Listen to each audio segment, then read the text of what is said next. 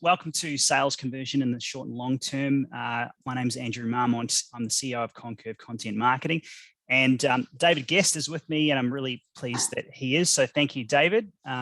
David's the founder of Outcomes Business Group, and he has a great depth of experience in sales. And I thought it's a really good conversation we can have today. So what I might do, just quickly, everyone, if you've got the chat box, if you want to bring it up, and if you want to type in one thing that you want to get out of today, we've got some things that we'll cover particularly, but would love to get your thoughts. If there's some burning issue around sales conversion, something like that, we'll see if we can get to that sort of at the end. But we want to make this fairly interactive. So, David, I think if we start with the idea of we're talking really today about marketing generated leads. So we're doing marketing, we're getting people in who don't necessarily know us, which is very different from referrals. So I think the first thing probably to cover is, should we talk about that concept of what does that mean? And is the first step simply, how to qualify better? To tell us about that process.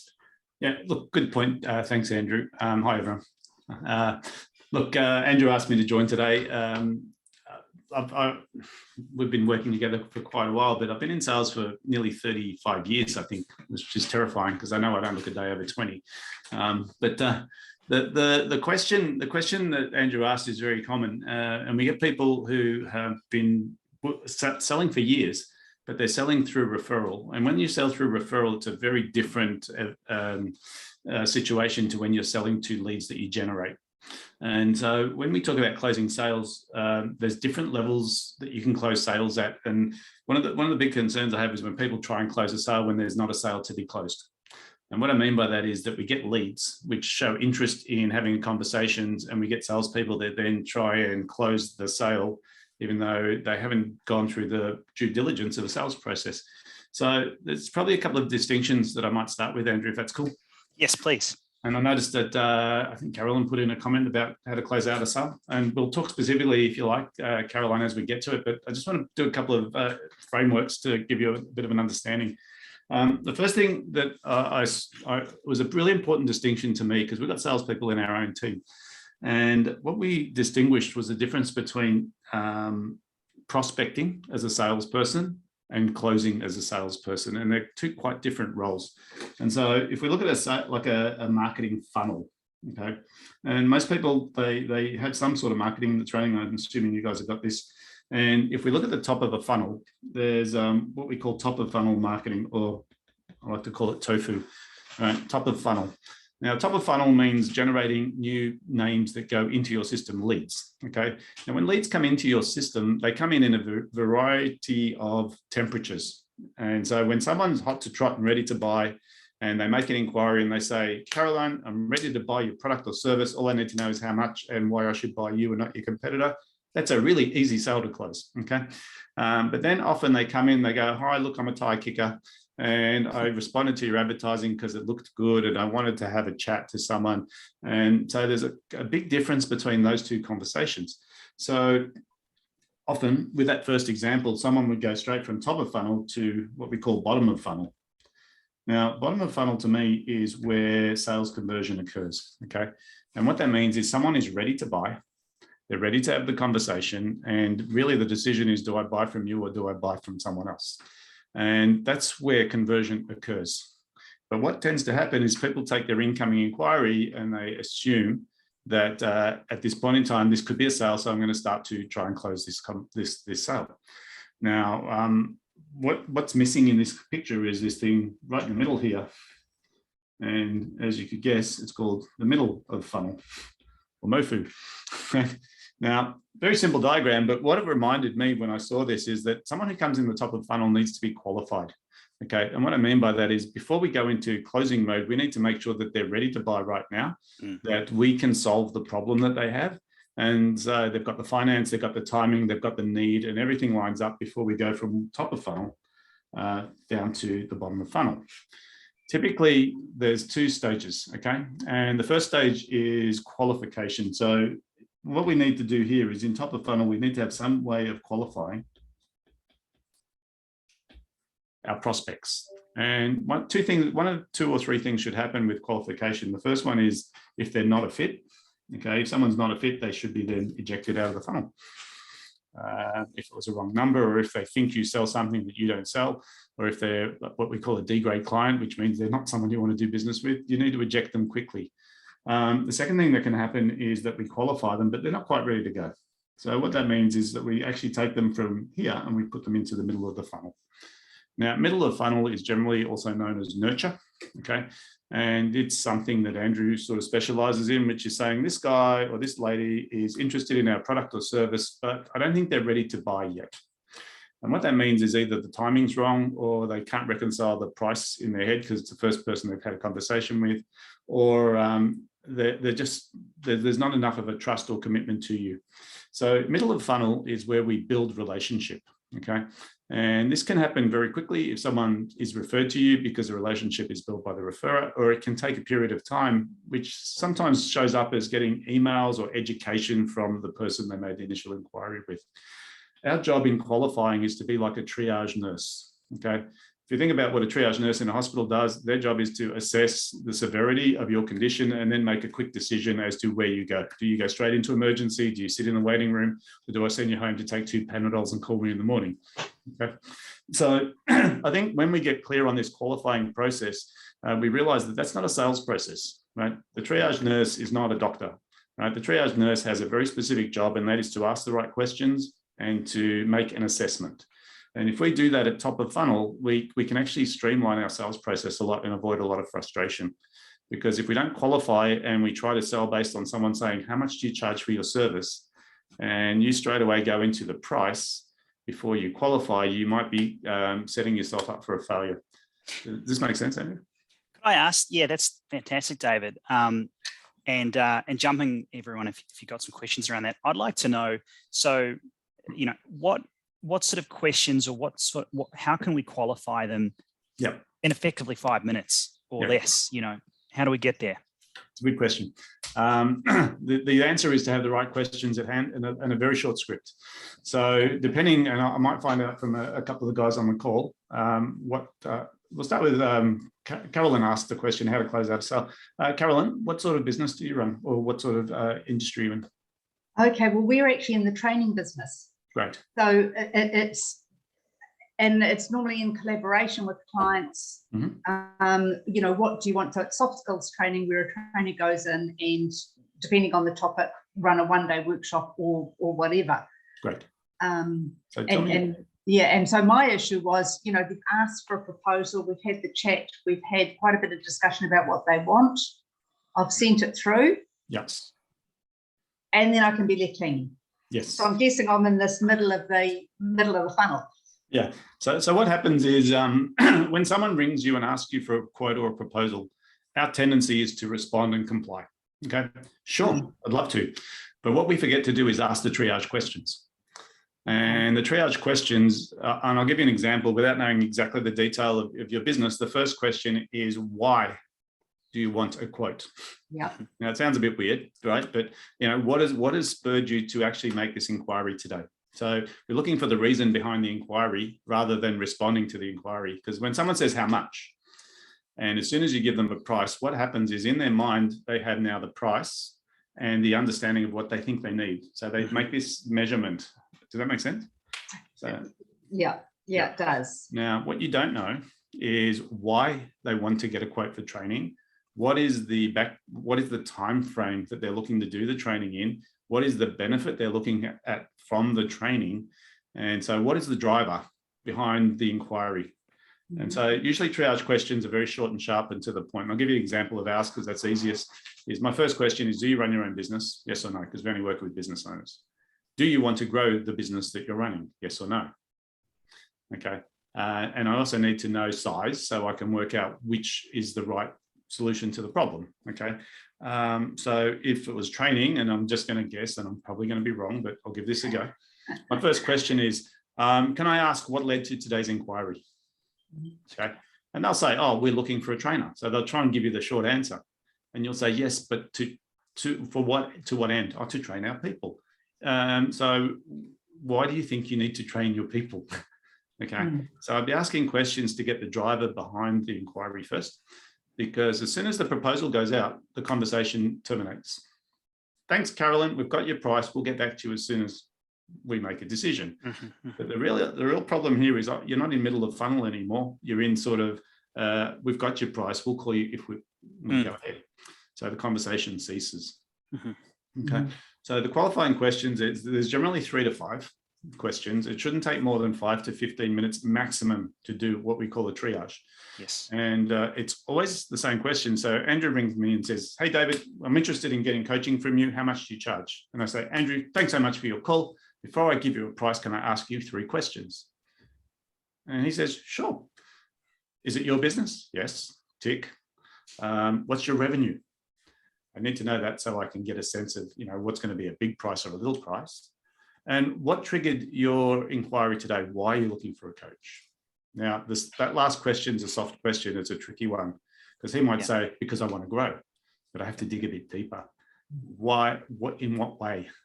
So I'll dig a little bit in that question. And what I'm really looking for is there enough pain or dissatisfaction with where he is right now that my price is not going to make him fall off his chair? Okay. So when someone asks for a proposal from me, before I go to, because it takes time to write a proposal, before I write it, I need to know exactly what your expectations are. Have you worked with a coach before? That's a good question too in the triage. What's been your experience? Or do you do training regularly, or is this the first time for you? Now, what I'm really doing here is I'm becoming a doctor and I'm making an assessment. But if I went to the doctor and said, hey, doc, I need some drugs. Can you give me some painkillers? I need some oxycodone. Now, if he says yes, then he's in trouble, right? Because he's not allowed to do that without understanding why he's prescribing the medication. Okay. So there's a big problem in the States with drugs because of this, right? Because doctors have been trained to say yes, because if you don't say yes, I'll go to the next doctor. But the truth of the matter is they should be triaging and assessing the problem and making sure that the medication is appropriate to the problem. Does that make sense, Carol? Yes, it does. And particularly, I think part of it is actually maybe having the conversation with the right person. Yes. So while I do a lot around the why, like why are we doing this? Yep. It's, am I actually talking to the person that's the decision maker? Yes. Now, that can be a threatening question to someone. If I say, Carolyn, before I go any further, are you the decision maker? And you'll say, well, I've been chartered with this job, so yes. So it's the right question, but I would couch it slightly differently and say, who else is involved in making decisions around the training and also measuring the effectiveness of that training? Okay, so I'm starting to dig a little bit here, right? Yeah. And if they're the wrong person, like if you said, well, actually, I've just been asked to do this by my boss, and you say, okay, great, who's he? And I go, well, I'm not going to tell you that because it's my job, right? So you've got to be thoughtful about how the relationship builds and what sort of level of undermining might happen. But you're right, 100%. If it's my director that has told me that I need to go and get quote on the training, your best foot forward is to be in front of the director.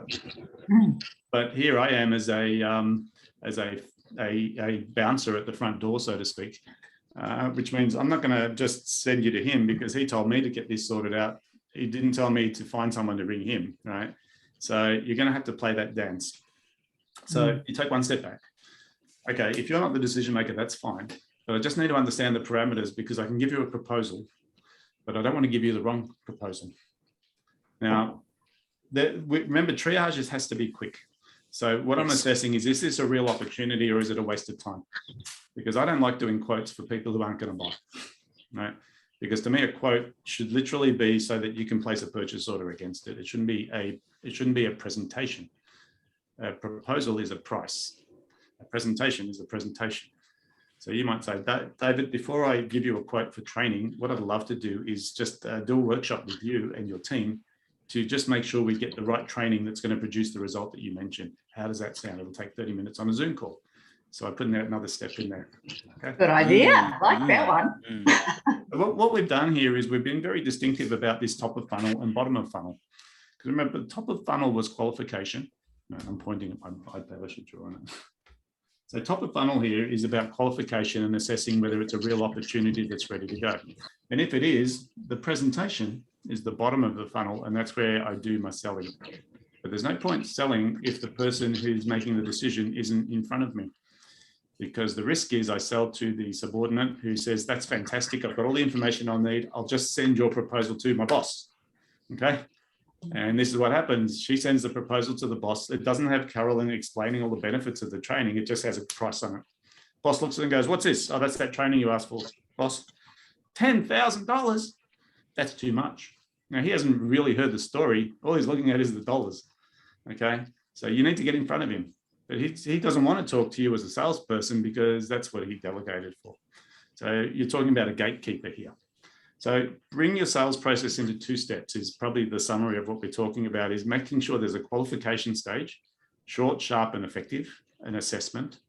And then from that, you decide what the next step needs to be. And how do I convince the person on the other end of the conversation to want to do the next step with me? Okay. Because if they say, no, we're not interested in any of that, if you don't want to send a price, we don't want to play, you have to make an executive decision on this. Okay. Oh, that's great. Thank you very much. Yeah, that's cool. That's cool. I might jump to Carl. How does still potentially complicated message about a new category? Poor. Okay. Sticking with this thing that I showed you, depending on how your inquiries come to you, can I ask, when you, without going into the, the War and Peace story, what's the message? If you could summarize in one sentence, what's the message you're trying to communicate?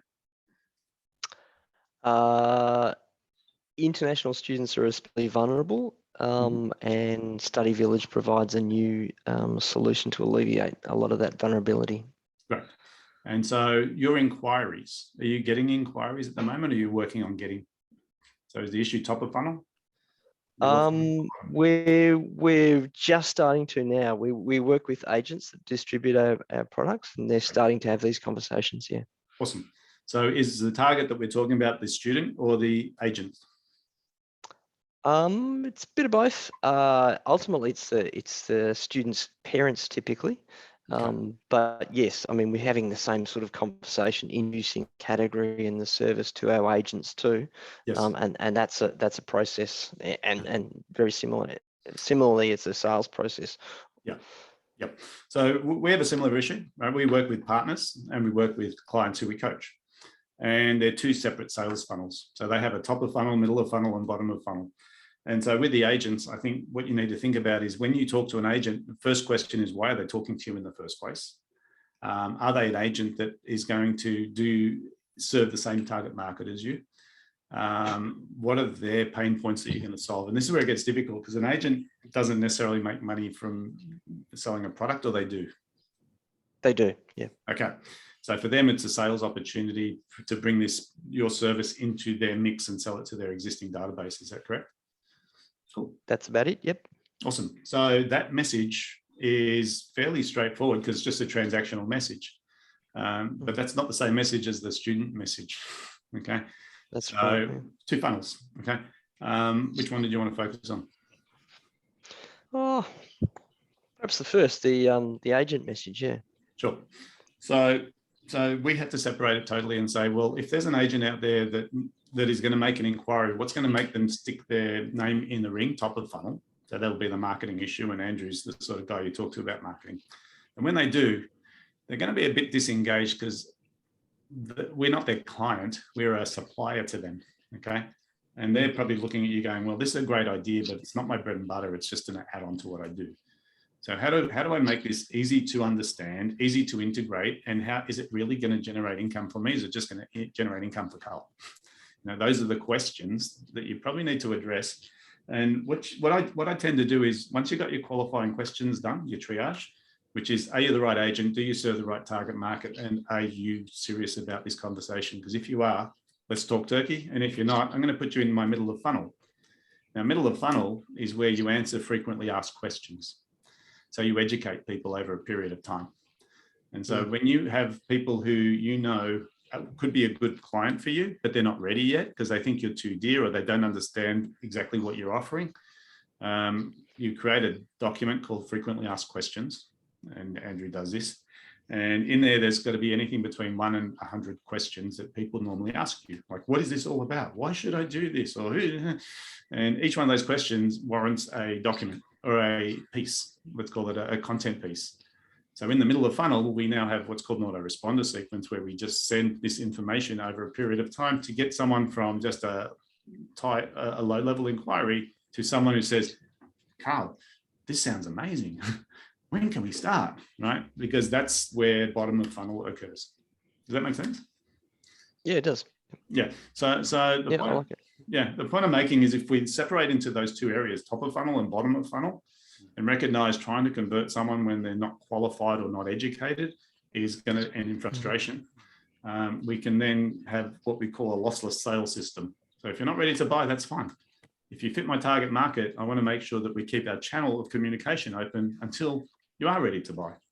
And that will build you a database, or what I call the goose that lays the golden eggs for your business, right? Because sometimes we forget that this nurture, this middle of funnel, is really quite a valuable asset for most businesses, which is people who are in your target market who are willing to keep the channel open but are not ready to buy today. Yeah. Cool. Alex. Thanks, David. It's a pleasure. Let's have a quick look at your one. How to start the conversation with potential leads in the target niche. Can I get you to unmute? Hey. So tell us about this target niche. Who is it? At the moment, my target niche that I'm trying to get into is medium, large, and corporate businesses. Yes. Who looking to improve this team morale, productivity, and to introduce the valuable health and well-being program. Okay. So what you've got is you've got a top of funnel issue. Okay, because these guys don't even know you exist. They don't even know why they should be talking to you, and you're trying to knock on a door. Now, the easiest way to answer this question is you have a thought process around why you think they want your product. Okay, but there's a terminology, and some of you have probably heard this 1,000 times. It's the what's in it for me. Right. Now, it's the most important radio station on the planet, WIIFM, because when you knock on someone's door for the first time and you say, "Hi, I'm Alex," the first question they have is, "Why are you knocking on my door?" And you say, "Because I've got this awesome idea or service or product that you should buy." And they go, "Okay, you're trying to sell me something." And they see it as what's in it for me is not existent at this point in time. Now, your assumption that your product or service solves their problem is an assumption. So, can we just mute Richard for a minute? Yeah. That's fine.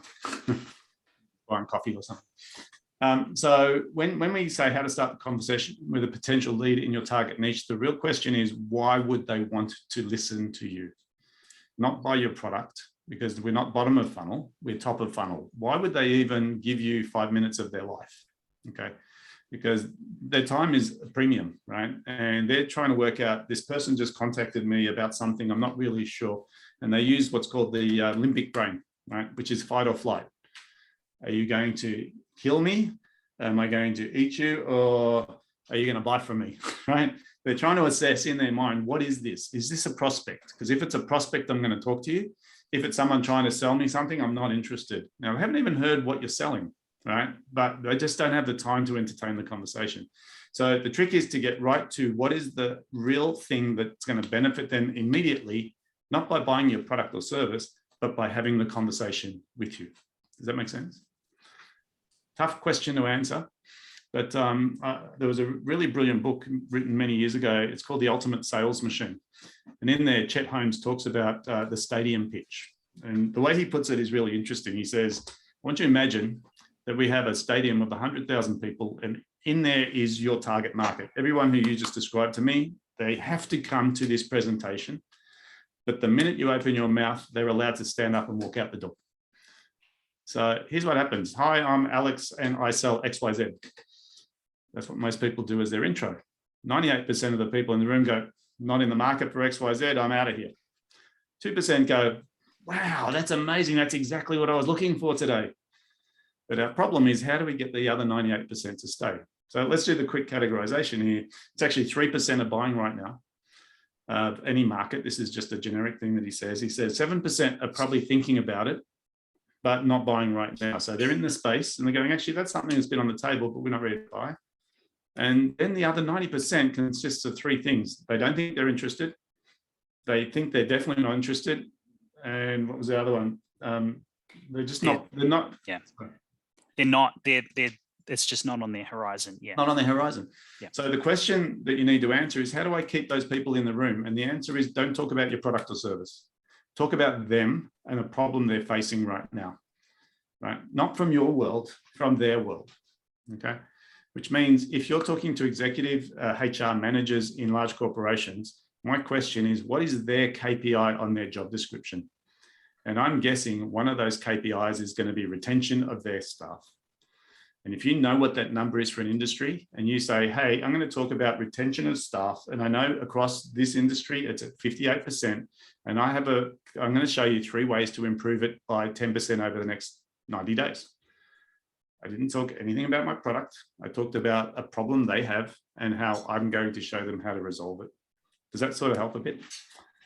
So this is marketing 101. Andrew's your guy, because this is exactly what he does, right? But the trick is to not think of it from your perspective, because all you're thinking about is why you think your product will help them. But we're at the top of funnel. It's not about the product, it's about the time. The question is, why would they even listen to you for 5 minutes? And if all you're saying is because I got this awesome product, they go, I don't want to buy anything today. And they close the door, a bit like what Carolyn was talking about. They just close the door early because they make an assessment. Sorry, Andrew. I love that, David. Thank you so much. And what we might do is, in terms of summarizing what we've learned, it's really, the top, the tofu, mofu, and bofu. I think that was really powerful, particularly around what kind of conversations you need to have. The qualifying was great. Quickly qualify. How quick are they genuine? And if they're not, that's fine. But if there is a potential need in the future, they go to your middle, your nurture, and we talked about how to quickly sort of close them as well. So with what we've talked today, it's definitely been sales. There's a little bit of marketing there. I know you've got some wonderful workshops that you have as well, David, on these sorts of topics. You've got a great program to introduce people about some of these concepts, but more from a business sense. So if the people on the call today would like to, if there's things around what we've talked about, they want to get they want to get your help, how would they best go about doing that, do you reckon? Look, I've got a couple of tools, Andrew. One of them is called How to Create Your Sales Process. Okay. And it literally walks you through creating each piece of this as a workflow. Because I think where we fall over a lot is, and even like today, we had quite interesting sort of 3 different variables here. But what Alex was talking about is even before top of funnel. The question is, how do I even get the person to acknowledge I exist and show a level of interest in talking to me? So that's very much the first piece of the puzzle. That's a marketing question. And it literally is, like, to me, marketing is just salesmanship in print. Okay. Because sales is about conversion, and everything we talked about is moving people through a process. So the first conversion is, I know who you are and I need to get your ear for 5 minutes. We usually do that in print because it's more leveraged, right? I can send 1,000 letters or 1,000 emails without trying to cold call 1,000 times. I can cold call too. Then we've got conversion from top of funnel to middle of funnel. Do you qualify? Yes, I want you in and I want you to read my emails. Or we fast track to the bottom and we say, look, let's talk about this, but before we do, I need to understand everything about you so that I present the right solution to your problem. So I think I'm happy to send that out. What I might do is I'll flick that to you, Andrew, and you can then share that with everybody. Sure. It's just a PDF document that talks about creating a sales process. I'm happy to have, if anyone wants to help with their sales process too, if they want to reach out and maybe book a call, I'm happy to do that. What I might do. I can also share your details with. Yeah, I'll make it easy. Do you mind? I hope you don't mind. I'll do that for you. Yeah. Yeah. So there's a link in the chat box, but if you want to share that just books a time in my diary for a 20-minute chat. If anyone wants to, right? That's up to them. The thing for me is sales is a process and it needs to be repeatable. And anyone who's been in business for a while recognizes they come across the same things all the time. It's not saying the definition of insanity is to keep doing the same thing and hoping for a different result. And for me, it's simple. A sales process should be structured, documented, and then you adjust it according to what's working and what's not working. And over time, it improves. And it's not about having the perfect closing line, right? Because if you've got the wrong person in front of you, it doesn't matter what you do. And vice versa, if you've got the right person in front of you, you can get away with not having the perfect closing line because they're just ready to go. They're literally saying, where do I put the money? Where do I